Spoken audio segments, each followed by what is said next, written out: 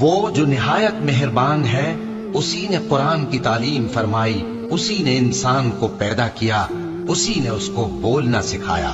سورج اور چاند ایک حساب مقرر سے چل رہے ہیں، اور بوٹیاں اور درخت سجدہ کر رہے ہیں، اور اسی نے آسمان کو بلند کیا اور میزان عدل قائم کر دی کہ اس میزان میں حد سے تجاوز نہ کرو، اور انصاف کے ساتھ ٹھیک تولو اور تول کم مت کرو۔ اور اسی نے خلقت کے لیے زمین بچھائی، اس میں میوے اور کھجور کے درخت ہیں جن کے خوشوں پر غلاف ہوتے ہیں، اور اناج جس کے ساتھ بھس ہوتا ہے، اور خوشبودار پھول۔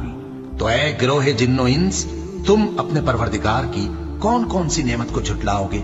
اسی نے انسان کو ٹھیکرے کی طرح کھنکھناتی مٹی سے بنایا اور جنات کو آگ کے شعلے سے پیدا کیا، تو تم اپنے پروردگار کی کون کون سی نعمت کو جھٹلاؤ گے؟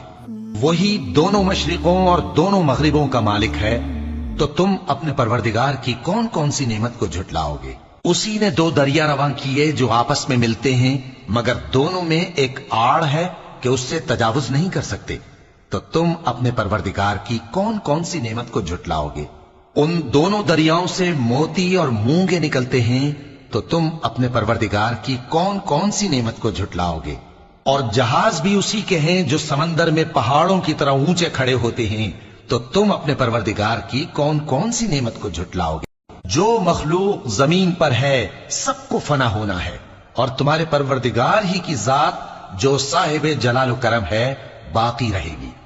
تو تم اپنے پروردگار کی کون کون سی نعمت کو جھٹلاؤ گے؟ آسمان اور زمین میں جتنے لوگ ہیں سب اسی سے مانگتے ہیں، وہ ہر روز کسی نہ کسی کام میں ہوتا ہے، تو تم اپنے پروردگار کی کون کون سی نعمت کو جھٹلاؤ گے؟